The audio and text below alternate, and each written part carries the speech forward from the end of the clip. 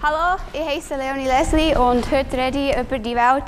Auf einer Seite wird sie kleiner, aber auf die andere wird sie größer. If you didn't understand that, let me please explain. Hello, I am Leonie Leslie, and today I will be talking about our shrinking yet expanding world. But first, let me talk about a different story.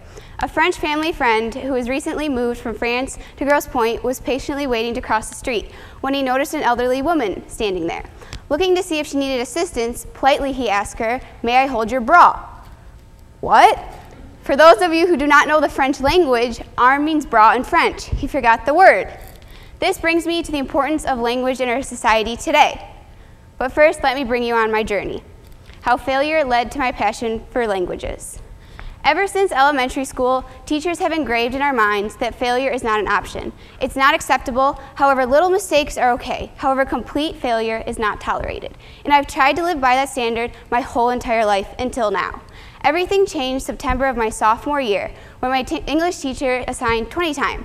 Wow, this is so cool. I can choose from anything I want to do with only 2 criteria to follow. Choose any project you'd like to do for a whole entire year, and 2, failure is an option. Those 3 simple words came to me like a smack to the face. What? My whole life I've been told I can't fail, and now I can fail.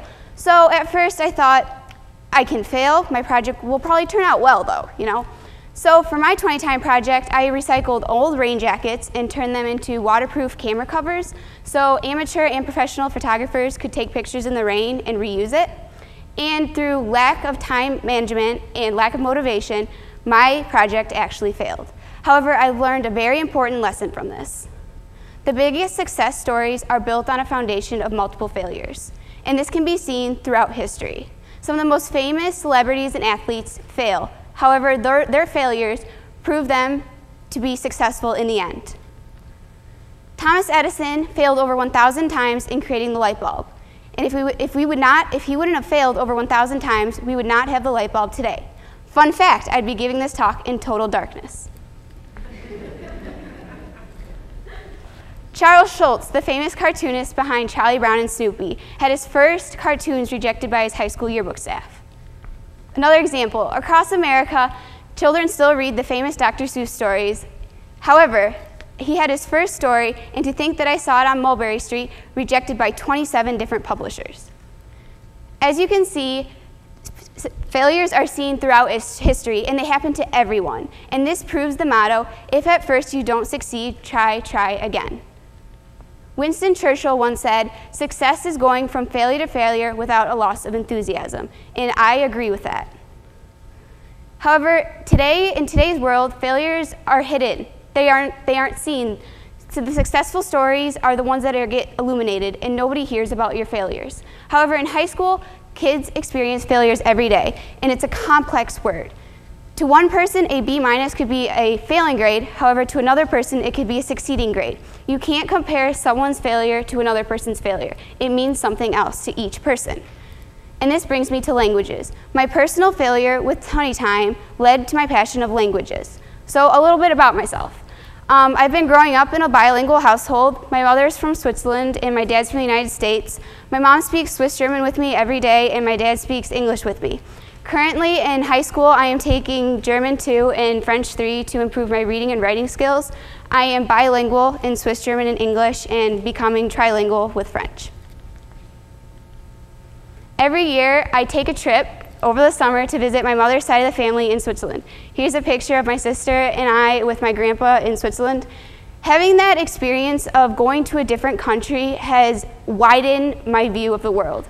I can understand others, and it's just been amazing. Here's another picture where we tried something at a museum that I've never even heard of, and it was very difficult because it was a 2-handed saw. And this brings me to globalization today. Technology is booming, and we need to use it for our advantage.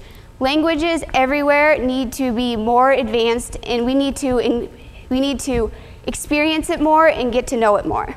However, high schoolers today think, oh, okay, I'll take 2 languages for 2 years, and then I have the credit. Whatever, you know what, I'll just get rid of it. However, high schoolers cannot think that way. They need to stick with a language until they've mastered it, because in the end, it will prove to a tremendous advantage.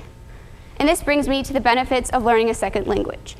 Your opportunities are expanded greatly. Not only could you receive a job in a different country, or you could go to a different school in a different country, but you also have a better understanding of people, and you can communicate with others. You're not that nervous foreigner standing there with a translation book, hoping that what you're going to say is the right thing. This brings me to another story. Another French family friend was standing by the deli counter, and then when the deli worker asked her, what type of cheese would you like? She answered, bah, cheese, because she forgot the word for goat.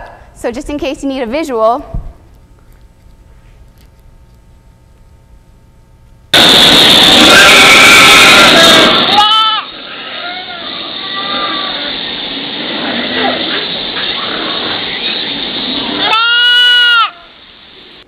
that's what a goat sounds like.